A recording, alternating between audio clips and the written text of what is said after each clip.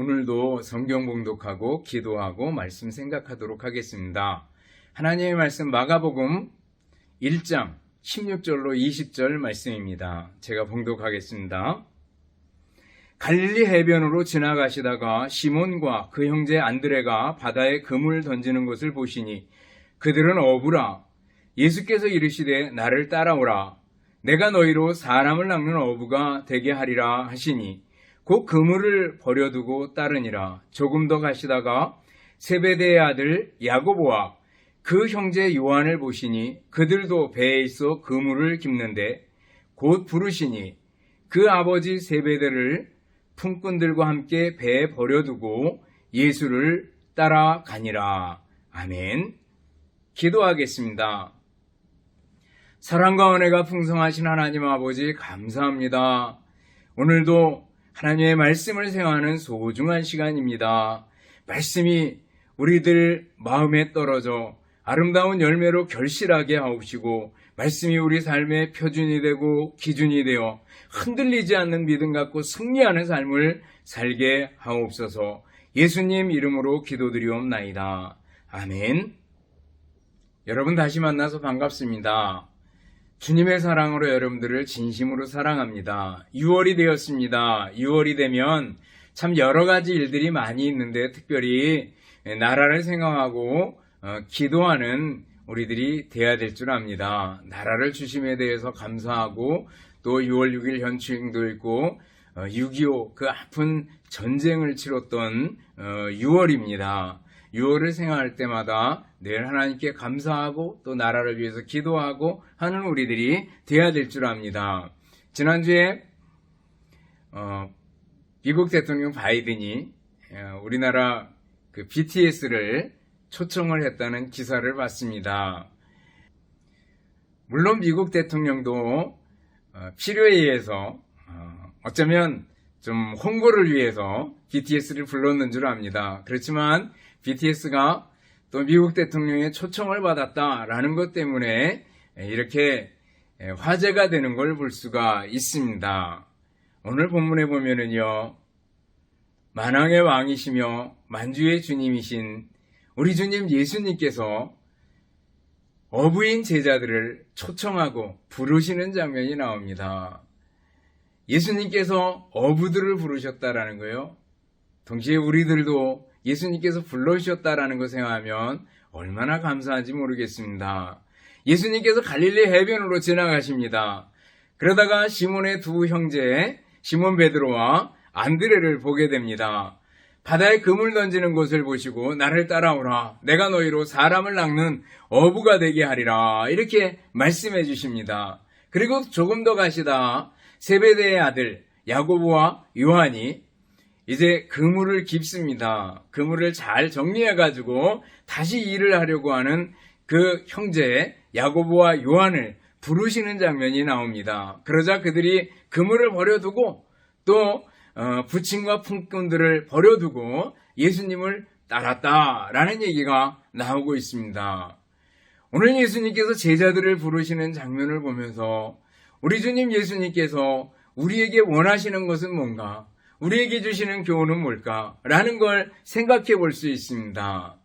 먼저 생각해 볼 것은 예수님은 특별히 찾아오시고 부르시는 분이시다라는 걸 생각할 수 있습니다. 예수님께서 오늘 베드로와 안드레, 야고보, 요한을 어떻게 해요? 찾아가셨다라는 거예요. 바닷가의 어부들이 고기 잡는 그곳에 찾아가셔서 부르시는 걸 볼 수 있습니다.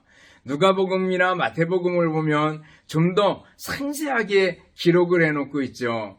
밤이 맞도록 수고해서 고기를 잡지 못한 베드로에게 깊은 데로 가서 그물을 내려라. 그래서 그물을 내려서 많은 고기를 잡게 되고 그 이후에 예수님께서 나를 따르라 이렇게 말씀해 주시는 걸 볼 수가 있습니다. 예수님께서 우리를 찾아오셨다라는 거예요. 우리 인간들을 찾아오셨다라는 거예요. 구약부터 신약까지 쭉 훑어보면은요, 하나님께서 항상 우리 인간들을 찾아오십니다. 범죄하고 그리고 나무 뒤에 숨어 있는 아담과 하와를 찾아가시잖아요. 동생 때문에 분노하고 있는 가인을 하나님께서 찾아가시잖아요. 범죄한 다윗을 나단 선지자를 통해서 찾아가시는 걸 볼 수 있습니다. 범죄한 니느웨 성에 요나 선지자를 통해서 하나님께서 찾아가시는 걸 볼 수가 있습니다. 하나님께서는 범죄한 인간들, 하나님께로 등을 돌리고 있는 인간들을 찾아가셔서 그리고 내게로 돌이켜라, 내게로 와라, 이렇게 말씀해 주시는 걸 볼 수가 있습니다. 예수님께서 제자들이나 신약의 그리스도인들을 부를 때를 보셔요. 베드로를 찾아가 부르셨죠. 조금 있다가 이제 어떻게 해요? 세관에 있는 마태를 부르시고 12명의 제자들을 부르시잖아요. 나무 위에서 호기심에 가득 차서 예수님 지나가는 걸 바라보던 삭개오를 예수님께서 찾아가시고 부르시는 겁니다. 삭개오야, 내려와라. 오늘 내가 너의 집에 유하야 되겠다라는 거죠. 니고데모, 밤중에 니고데모가 예수님을 찾아온 것 같지만 실제로는 예수님께서 니고데모를 만나주신 거죠. 수가성 여인, 예수님께서 사마리아 수가성으로 지나가신 게 우연 같지만 그게 아니라 수가성 여인을 찾아가신 걸 볼 수가 있습니다. 베데스다 목가의 중풍병자를 찾아가셨던 것을 볼 수가 있습니다. 다메섹 도상에서 사울을 만나주시고 찾아서 만나주신 걸 볼 수가 있습니다. 주님은 지금도 어떻게 해요? 특별히 우리들을 찾아오시고 우리들을 만나셨다라는 거예요. 어떠한 전도자들을 통해서, 어떠한 동기를 통해서 우리가 예수님께 나아가게, 또 예수님을 만날 수 있도록 우리를 초청해 주신 분이 우리 주님이시다라는 겁니다. 주님의 초청에 대해서 우리들은 그러면 어떻게 반응해야 되겠는가? 주님의 부르심에 귀를 기울여야 됩니다. 우리는 기독교를 외면하고 주님을 외면하고 배척하는 그런 시대를 살아가고 있습니다. 그러나 주님을 몰랐을 때 주님께서는 전도자들을 통해서 우리를 부르셨고 말씀을 통해서 우리들을 찾아오시고 인생의 폭풍 속에서 허우적거릴 때 주님께서 찾아와서 손을 내밀어 주시고 이제 주님께서 내게로 와라, 이렇게 말씀해 주잖아요. 나를 따라와라, 이렇게 말씀하실 때 우리는 어떻게 반응해야 돼요? 예하고 순종하고 주님께로 돌이켜야 된다라는 겁니다. 베드로의 설교를 들었던 베드로의 청중들의 얘기가 사도행전에 보면 나옵니다. 베드로가 설교했을 때 회개하고 돌이키라 그랬을 때 하루에 3,000명씩 돌아서면서 형제들아 우리가 어찌할꼬 하면서 돌아서는 것을 볼 수가 있습니다. 똑같이 마음에 찔렸지만 스데반의 설교를 들었던 사람들은 어떻게 했어요? 그들은 화가 나가지고 귀를 막고, 그리고 똑같이 마음에 찔렸지만 스데반을 밖으로 내몰아가지고 결국 돌로 쳐서 죽이는 걸 볼 수가 있습니다. 여러분들, 베드로의 청중의 반응과 스데반의 청중의 반응을 생각해 볼 수 있기를 바랍니다. 주님의 부르심에 대해서 나는 베드로의 청중처럼 주님, 내가 여기 있습니다, 나를 써주옵소서, 나를 불쌍히 여겨주옵소서, 이렇게 반응할 수도 있고, 스데반의 청중들처럼 소리를 지르고 귀를 막고 살기가 등등해서 결국 성 밖으로 내몰아서 돌로 쳐 죽일 수도 있다라는 거예요. 주님의 부르심에 대해서 우리들은 주님, 내가 여기 있습니다, 겸손하게 낮아지는 우리들이 되어야 될 줄 압니다.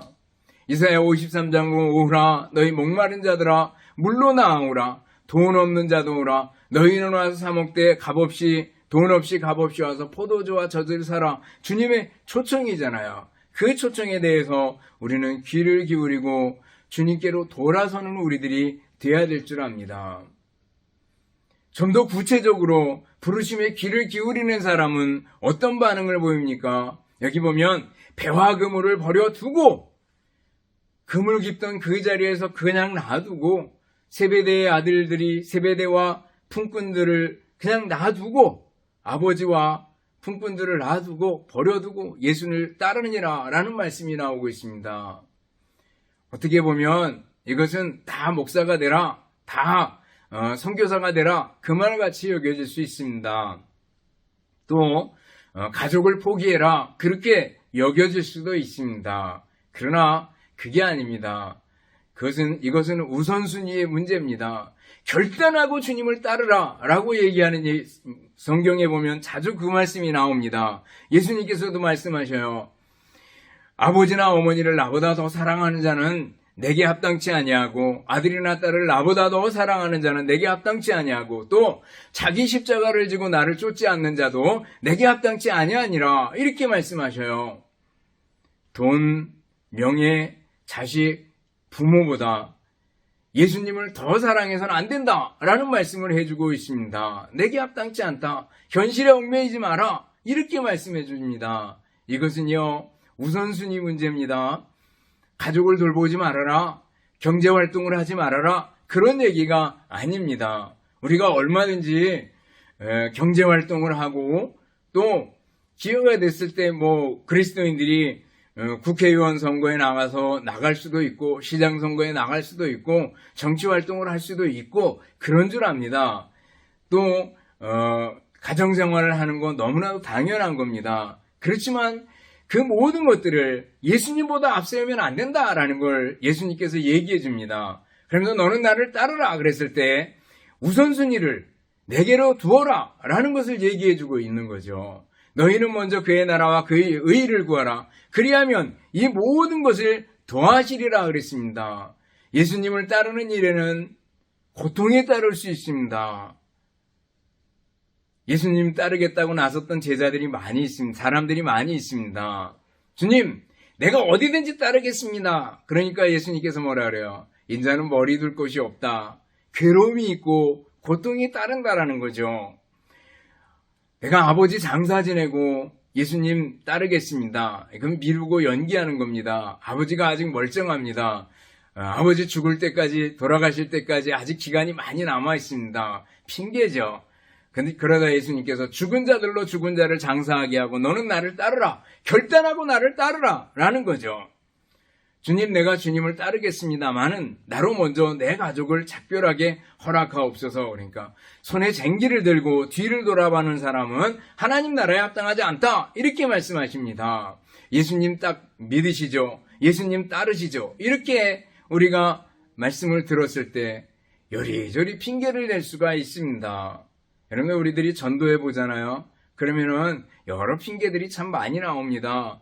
모르는 게 많아서요. 가짜가 많아서요. 죄가 많아서요. 나는 죄가 많아서 못 갑니다. 나는 바빠서 갈 수가 없어요. 여러 가지 얘기를 많이 합니다. 바쁘다고요. 바빠도 밥은 먹어야죠. 바빠도 병원엔 가지 않습니까? 죄가 많아서요. 때가 많은 사람이 목욕탕에 가는 거 아니겠어요? 죄가 많기 때문에 예수님께로 빨리 달려와야 되는 겁니다. 모르는 게 많아서요. 여러분들, 우리가 모든 걸 다 완벽하게 안다고 생각하십니까? 아니죠. 우리는 전기의 원리에 대해서 자세히 알지 못하지만 전기를 쓰고 있습니다. 컴퓨터, 자동차, 그 속속들이를 다 알지 못하지만 그것을 활용해서 쓰고 있는 걸 볼 수가 있습니다. 다 알고 예수님 믿겠다? 아니요. 그냥 모르는 상태 그대로 주님을 따르는 것이 중요합니다. 이러한 것들을 핑계거리로 삼아서는 안 될 줄 압니다. 이제 주님을 위해서 결단하고 헌신하는 우리들이 돼야 될 줄 압니다. 너는 나를 따르라 그랬을 때 예, 결단하고 헌신하는 우리들이 돼야 되고 하나님 제일주의로 살겠습니다. 온전히 주님만 위해 살겠습니다. 결단하는 우리들이 돼야 될 줄 압니다. 선교사님들의 헌신을 생각해 볼 수 있기를 바랍니다. 그분들이 우리나라에 들어올 때 우리나라 정말 암흑이고 깜깜했다. 시대적으로도 그렇고 나라적으로도 풍전등화 같은 그런 시기였습니다. 그들이 와가지고 우리나라를 위해서 헌신하던 그 모습을 생각해 보셔요. 윌리엄 홀, 로제타 홀, 그 아들 샤우드 홀, 이런 사람들, 그 시각장애인을 위해서 점자를 만들어준다든지, 결핵 환자들을 위해 가지고 크리스마스 시일 운동을 전개한다든지, 이런 부분들 보면은요, 감히 이렇게 생각할 수도 없는 부분들을 헌신하고 주님을 위해서 실행에 옮기는 그런 모습을 볼 수가 있습니다. 너는 나를 따르라 이렇게 부르실 때 우리는 예, 순종하고 결단하고 헌신하는 우리들이 되어야 될 줄 압니다. 그러면 예수님께서 제자들을, 어부들을 특별히 왜 부르셨을까라는 거예요. 하나는 구원을 주시려고 부르셨죠. 구원이 예수님의 관심사 중에 가장 첫 번째 아니겠어요? 예수님의 교훈을 살펴보고 복음서를 공부하다 보면은요, 계속해서 그 부분들을 연구하고 큐티하고 해석하고 적용하고 하다 보면은요, 결국 예수님께서 인간을 구원하려고 오셨구나라는 걸 알게 됩니다. 그래서 성경을 공부하면 구속사라고 얘기하잖아요. 예수님께서 인간을 구원하려는 역사라구나라는 걸 알 수가 있습니다. 그래서 그 뜻을 이해하게 되고, 우리들이 복음을 전해야 되겠구나라는 마음을 가지게 됩니다. 예수님께서 이 땅에 오셔서 죄에 빠진 인간을 구원하여서 의롭다 하시고, 또 하나님의 자녀로 만들어주시고 천국 시민으로 만드시려고 우리에게 오셨고, 우리를 부르셨고, 그리고 우리를 위해서 평생을 사셨구나라는 걸 알 수가 있습니다. 예수님께서 우리를 부르신다, 우리를 초청한다라는 것은 너를 내가 의롭다고 해주고 하나님의 자녀로 만들어주겠다, 그런 의미가 있는 거죠. 그러므로 우리는 주님께로 돌아서고 주님 말씀에 순종하는 우리들이 돼야 됩니다. 구원을 주실 뿐만 아니라 우리 주님 예수님께서 우리를 부르실 때 뭐예요? 우리에게 쉼과 안식을 주겠다라는 거죠. 예수님 안에 있으면 참 쉼이 있다, 안식이 있다.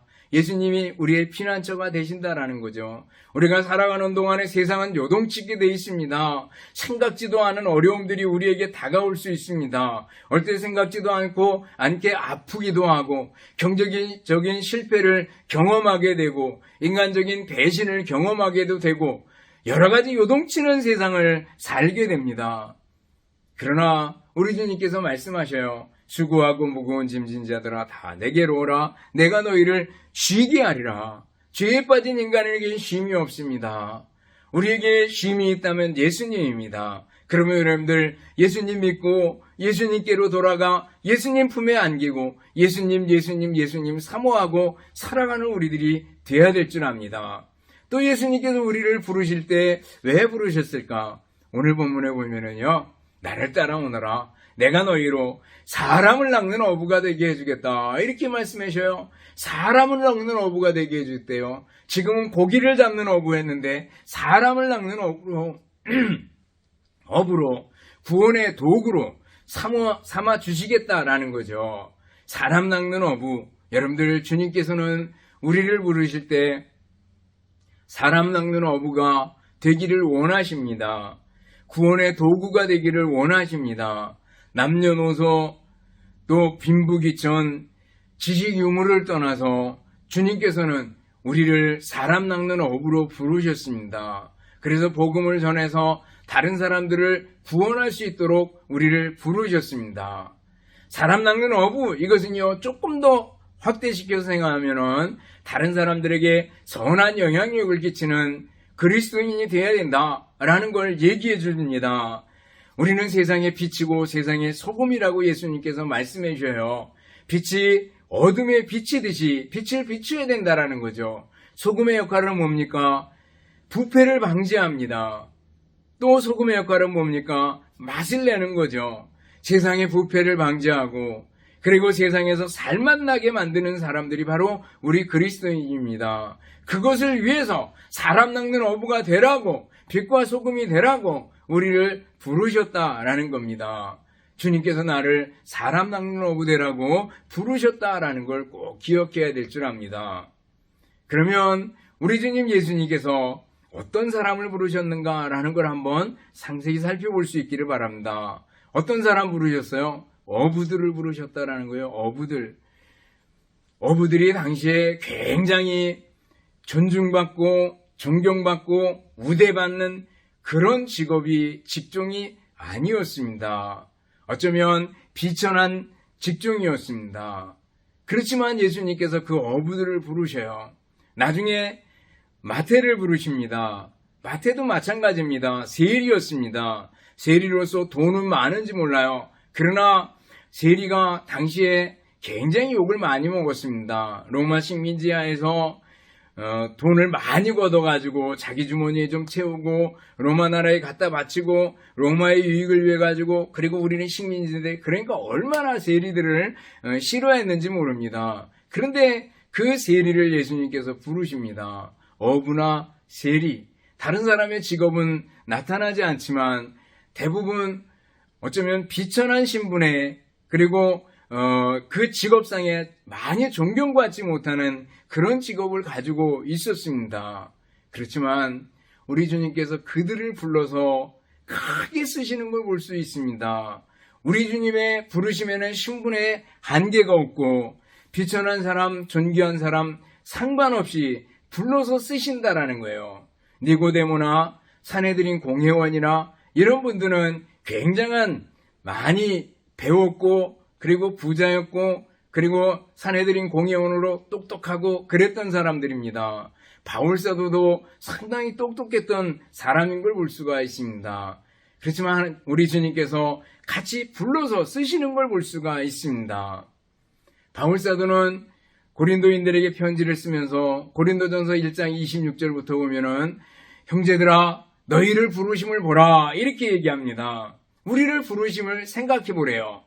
그리고 나서 생각해 보시기 바랍니다. 육체를 따라서 지혜로운 자가 많지 아니하며 능한 자가 많지 아니하며 문벌 좋은 자가 많지 않도다.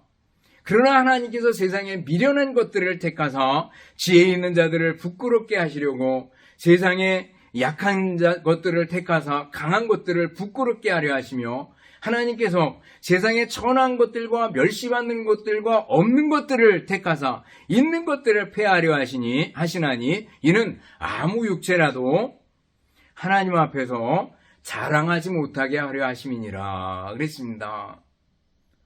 우리가 약하고 우리들이 가진 것이 없고 문벌이 좋지 않고 그럴지라도 하나님께서 약한 자들을 불러가지고 강한 자들을 부끄럽게 하셨대요.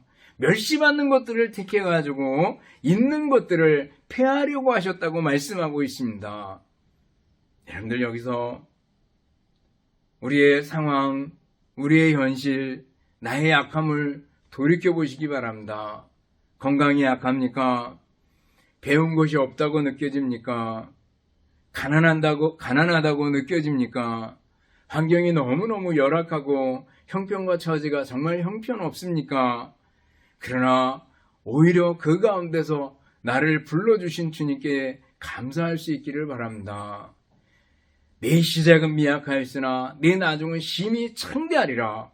우리 주님께서 나와 함께 하시기 때문에 나는 승리할 수 있고, 지금 이 상황 언젠가는 주님께서 더 새로운 것으로, 더 좋은 것으로, 전화위복의 기회로 만들어 주시리라 라는 것을 믿을 수 있기를 바랍니다.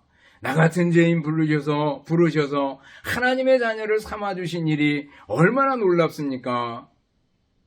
존 뉴턴이 만들었던 노래 알잖아요. 어메이징 그레이스 아니겠어요? 나 같은 죄인 살리신 그네 놀라워. 정말 놀랍지 않습니까? 이 뉴턴이 이 찬송을 만들기까지 원래 노예 선장을 했다가 오히려 흑인들에게 노예로 잡혀가지고 노예 생활도 하고 나중에 풀려나가지고 이제 목사님이 되죠. 그리고서 이 시를 만들게 되고, 이 뉴턴은 노예 해방의 선구자적인 또 그 고문의 역할을 했던 것을 볼 수가 있습니다. 그 우여곡절의 삶 속에서 나 같은 죄인 살리신 그 은혜에 놀라워 늘 감사하며 찬송하며 살았습니다. 우리들도 나 같은 죄인 불러주시고 하나님의 자녀 삼아주신 것에 대해서 늘 감사하며 늘 찬송하며 사는 우리들이 되어야 하지 않겠습니까? 또 우리 주님께서 어떤 사람들을 불러주셨어요? 자기 일에 충실한 사람 불러주셨습니다. 어부들이 지금 그물을 던지고 있었고 그물을 깃고 있었고, 이것은 자기 일에 충실한 겁니다. 그 사람들을 그 상태에서 불러서 쓰시는 것을 볼 수가 있습니다. 여러분들, 우리들의 맡은 직업이 무엇인지 또 맡은 일이 무엇인지 거기에 대해서 성실하게 일을 감당해 나가는 것이 중요합니다. 주님께서 그 사람을 기뻐하시고 그런 사람을 들어쓰기를 기뻐하신다라는 겁니다. 엘리사가 농부로 밭에서 쟁기로 밭을 갈다가 부르심을 입어가지고 하나님의 선지자로 쓰임을 받게 되는 걸 봅니다. 아모스는 뽕나무 나무를 기르는 또 목자 일을 하다가 부르심을 입어서 선지자로 일하게 되는 걸 볼 수가 있습니다. 내가 하는 일에 충성스럽게 해나갈 때 우리 주님께서는 기뻐하시고 우리를 들어서 쓰신다라는 걸 기억해야 될 줄 압니다. 또 우리 주님께서 어부들을 부르실 때 어떻게 부르셨는가? 어떤 사람 부르셨는가? 형제를 부르셨다라는 걸 잠깐 눈길을 돌려볼 수 있기를 바랍니다. 베드로와 안드레 형제입니다. 그리고 야고보와 요한 형제입니다. 그 형제들을 불러서 제자로 삼으시고 나중에 초대교회 사도들이 되는 걸 볼 수가 있습니다. 야고보는 사도들 중에 가장 먼저 순교당한, 가장 먼저 죽임을 당한 제자가 되었고 사도가 되었고, 요한은 가장 오래 산 제자로 요한복음, 요한 1, 2, 3서, 요한계시록을 기록한 위대한 사도가 됩니다. 그렇지만 주님의 뜻이 어디 있든지 생명의 길이가 문제가 아니라 그들을 형제로 부르셨다라는 걸 한번 눈여겨보시기 바랍니다. 왜 형제로 부르셨을까? 함께 일하라고, 동역 잘하라고, 서로 마음 모아서 일하라고 형제로 불러주신 줄 압니다. 여러분들, 운동하는 선수들이 한 팀을 이루려면 축구 같은 경우를 생각해 보셔요. 공격수가 있고 미들필더가 있고 그리고 뒤에 수비수들이 있습니다. 또 골킵이 있습니다. 자기 역할을 잘 감당해 나가고 조화를 잘 이룰 때, 잘 협력할 때 아주 최상의 결과를 얻을 수 있게 되는 것을 볼 수가 있습니다. 동역입니다. 교회 일도 마찬가지고 가정의 부부도 마찬가지고 동역자의 자세를 가지고 동역을 잘해야 됩니다. 동지의식을 가져야 됩니다. 동역자가 되려면 어떻게 해야 된다고요? 자주 말씀드립니다. 저는 첫째는 같은 곳을 바라봐야 돼요. 예수님을 바라봐야 됩니다. 교회고 가정이고 예수님 바라봐야 합니다. 같은 목적, 같은 목표를 가지는 게 중요하다라는 겁니다. 그리고 서로 상대방을 존중해야 됩니다. 그리고 서로 종이 돼야 됩니다. 서로 나 자신 종이 돼야 됩니다. 그리고 맡은 일에 충성하고 책임을 다해야 됩니다. 자기 책임을 다해야 됩니다. 잘해야 됩니다. 그리고 마지막에는 말을 잘해야 됩니다. 말 때문에 동역의 관계가 깨어지는 경우가 얼마나 많은지 모릅니다. 그래서 여러분들 동역자의 자세를 가지고 서로 협력해서 주님의 부르심에 합당하게 여러분들이 믿음의 사람, 복음의 사람이 될 수 있기를 바랍니다. 말씀을 정리합니다. 하나님은 사람을 통해서 일하시는 것을 기뻐하십니다. 하나님께서는 직접 일하실 수도 있지만 사람을 통해서 일하시는 걸 기뻐하셔요. 그래서 사람을 부르시고 사람을 보내시고 사람을 통해서 일하십니다. 바로 예수님께서 이 일 때문에 오늘 어부인 제자들을 부르시면서 나를 따라오라. 내가 너희로 사람을 낚는 어부가 되게 하리라. 이렇게 말씀해 주셨습니다. 이 말씀은 곧 우리에게 주시는 말씀입니다. 우리 주님께서 우리에게 나를 따라오라. 사람을 낚는 어부가 되게 해주시겠다, 주겠다. 이렇게 말씀하실 때, 예! 하고, 헌신하고, 결단하고, 주님을 위해서 살기로 다짐하고, 결단하고, 헌신하는 여러분들이 될 수 있기를 주님의 이름으로 축원합니다. 기도하겠습니다. 사랑과 은혜가 풍성하신 하나님 아버지 감사합니다. 오늘 예수님께서 어부인 제자들을 부르시는 장면을 보았습니다. 주님의 부르심에 귀를 기울이고 결단하고 따랐던 제자들처럼 우리들도 주님의 부르심에 귀를 기울이고 결단하고 순종하고 헌신하며 주님을 따르는 저희들이 되게 하여 주시옵소서. 감사드리오며 예수님 이름으로 기도드리옵나이다. 아멘. 축도하겠습니다. 이제는 우리 주님 예수 그리스도의 은혜와 하나님 아버지의 극진하신 사랑하심과 성령님의 교통하시며 인도하심이 함께 모여 예배드리며 말씀 듣는 우리 모든 성도들 머리머리 위에, 가정 위에, 교회 위에, 그리고 우리나라 민족 위에 이제로부터 영원토록 함께 있을지어다. 아멘.